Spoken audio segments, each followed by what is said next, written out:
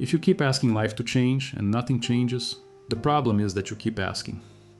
That only proves to your mind that something is missing.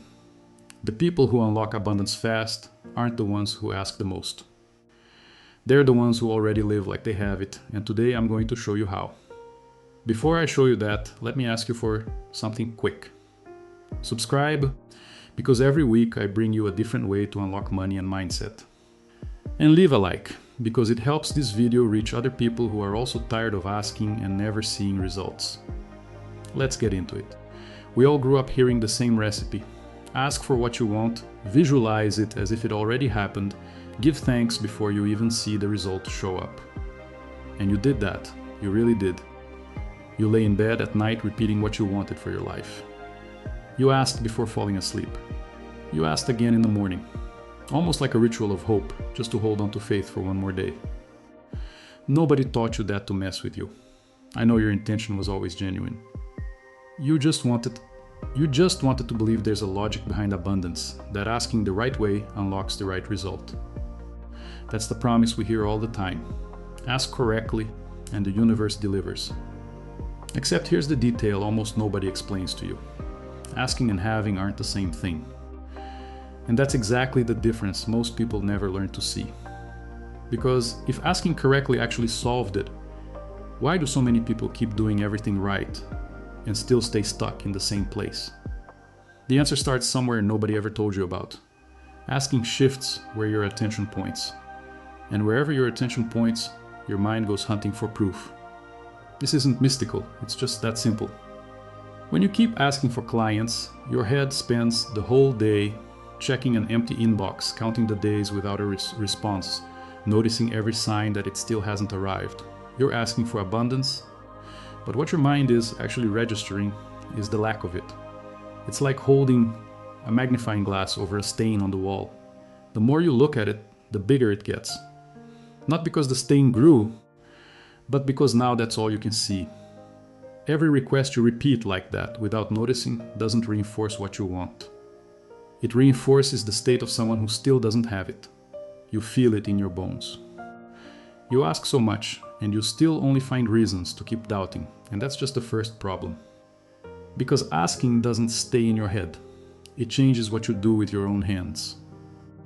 And that's where things get genuinely dangerous. Dangerous, because asking too much doesn't stay in your thoughts. It moves into your behavior.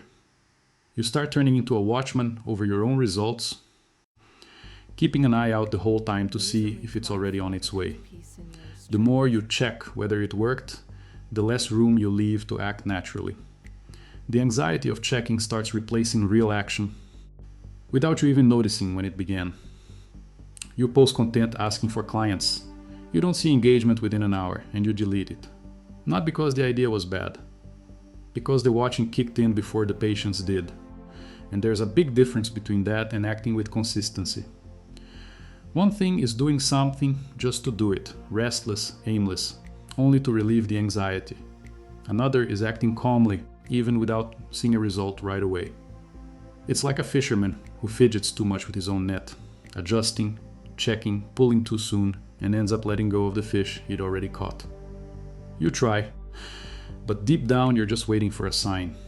And when the sign doesn't come fast enough, you give up before it's time. But the worst problem isn't even that. It's what this habit builds inside you, day after day, without you realizing it. You don't notice it, but repeating a behavior for long enough doesn't just stay in what you do, it becomes who you are. And that's what nobody warns you about when it comes to asking non-stop. Every time you ask again, part of you records the same sentence inside. I'm just like this, always struggling. It never works out for me. At first, it's just a thought. Over time, it becomes an identity. You know someone like that, or maybe it's you. The person who introduces themselves as always struggling, who repeats it in conversation, in jokes, when venting, they're not describing a phase.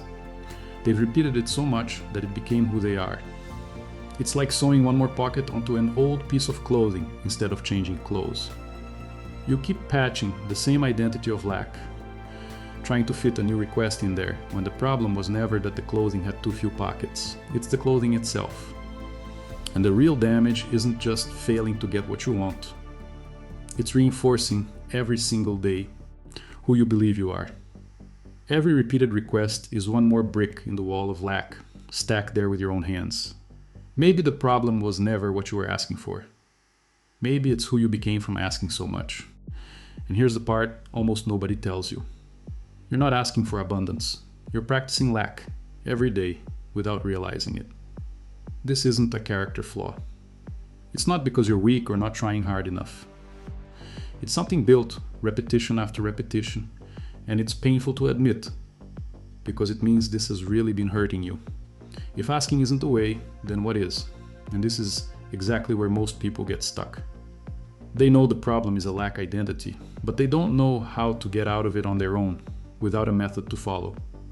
That's why I put together everything I use to make this shift, moving out of ask mode and into already am mode, into one straightforward resource. The ebook brings together the step-by-step I applied myself when I stopped begging life for things and started acting like someone who already had them. It's not a magic formula. It's the path that worked for me and has already helped a lot of people who watch this channel get out of the same place. The link is in the description. Take a look, see if it makes sense for you. Now, back to it. If asking isn't the way, this is what I'm going to show you. The truth is simpler than it seems, and at the same time, deeper than any formula for asking. What changes your reality isn't the intensity of what you ask for. It's the identity you take on before the result ever shows up. Desire is wanting something from the outside in. You look at what's missing and reach out to grab it. Identity is the opposite. It's already being from the inside out, before any outside proof confirms it. This isn't blind faith or forced optimism. When you feel and act like someone who already has it, it changes the way you pay attention to the world. And that shift, deep down, is what opens the door for the result to happen. It's not instant. Nobody changes identity overnight. It's repetition until it becomes natural, until it stops requiring effort to maintain. It's like putting on a uniform. Even before you start the job, your posture already changes just from wearing the right clothes. Your identity works the same way. It changes how you show up in the world before the result arrives. So maybe the problem was never asking the wrong way. Maybe the problem was never stopping to ask. Abundance doesn't respond to pleading. It responds to consistency. But knowing this isn't enough. This truth only gains power when it becomes practice, and that's exactly what comes next. Except acting as if isn't the same as faking it. Faking it means putting on an act on the outside without feeling anything on the inside. What actually works is feeling the real sensation of someone who already has it, even if the result hasn't arrived yet. I use a simple way to train this. First, I notice the lack narrative running through my head, things like there's never enough, it's always short. Then I try living as if that weren't true anymore, for a while. And little by little, I start recognizing what's already changed, without getting obsessed with proving anything. And here's where most people get it wrong. You need to stop checking the result all the time. That habit of opening your bank statement, checking social media, counting how many people responded, keeps you in the role of watchman, not in the role of someone who already has it. The shift also shows up in small decisions, in how you talk about money, in the posture you hold in a meeting, in a simple financial choice, made with the calm of someone who's already handled it, not the desperation of someone still in debt. Why can't you hold on to this state after a day or two? Because motivation burns out fast. The difference between people who truly change and people who stay stuck isn't motivation. It's consistency repeated even without proof. And watch out for one trap. This isn't performance. Acting out an identity without feeling anything inside is just theater, and theater gets tiring and doesn't sustain anything. Now let's take this out of the realm of ideas and bring it into something that fits your everyday life without overcomplicating it. You don't need a new system. You need 3 simple moves that fit into any busy day without requiring time you don't have. Start by noticing the language you use. Every time you catch yourself saying I need to, swap it for I choose to. It sounds small, but it shifts where you're speaking from some begging to someone deciding. Next comes a quick ritual, just a few minutes, every day. Before you leave the house, imagine for a second how someone who no longer lives with this pressure would walk, would speak, would handle an unexpected problem. It's not about visualizing a pretty scene, it's about feeling that state inside, even if just for a moment. And close it out with one consistent action a day, just one. Done from that state, without checking the result right after. Send the message, publish the content, make the call, and go on with your day without watching and waiting for a response. The goal here isn't to do a lot. It's to do a little with consistency, without the usual anxiety. You don't need more technique, you need less checking and more quiet repetition. And these 3 moves gain real power once you see how they play out in practice, in real situations, which is exactly what comes next. Think about someone who kept asking for a chance to grow at work, always waiting for someone to notice their effort. One day, they stopped asking and started acting like someone who already held the position they wanted, showing up with solutions ready, taking responsibility before being asked to, speaking with the confidence of someone who already belonged there. It wasn't that the promotion just fell out of the sky.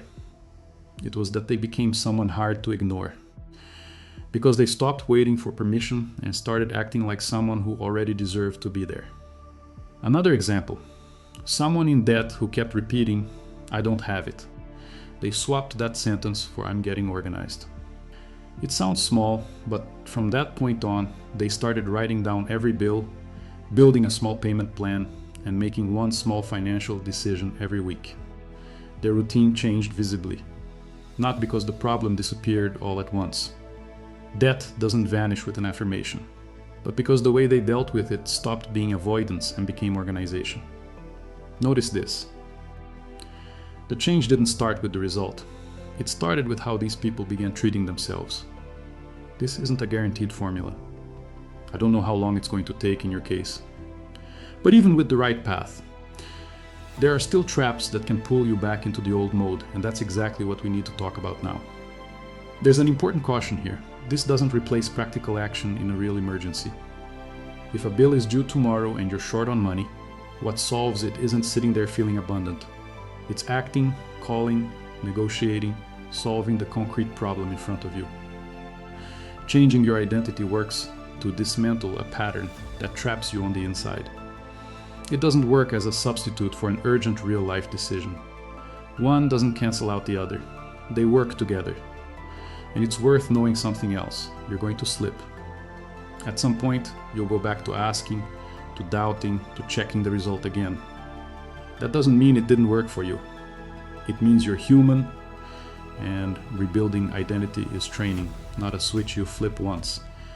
If the lack pattern comes from something deeper, something that's been repeating since long before money entered the picture, seeking professional support has a place in this too. Reprogramming your identity is training. It doesn't replace fixing what's genuinely broken. In the end, this was never about never feeling lack. It's about not living inside it. And with all these cautions in mind, there's only one thing left: a simple plan for you to get started. This plan fits into just a few days and doesn't require anything beyond what you already have.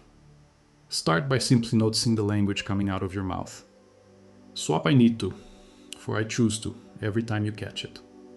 Once that starts feeling more natural, add one small decision that confirms who you already are. It could be the way you dress to go out, how you speak in a meeting, or a simple financial choice made calmly, not out of desperation. Then comes the consistent action. One a day, done from the state of someone who already has it, without rushing to check whether it worked. Write down what you noticed without obsessing, just acknowledging what's already different. The one rule you can't break: don't keep checking the result all the time. That alone can derail the experiment before it even really begins. If you want to go deeper into this later, the resource I mentioned in the description is still there, ready, whenever it makes sense for you. You don't need to understand everything right now. You just need to start. Because in the end, you don't need to ask anymore. You need to become the person who already has it.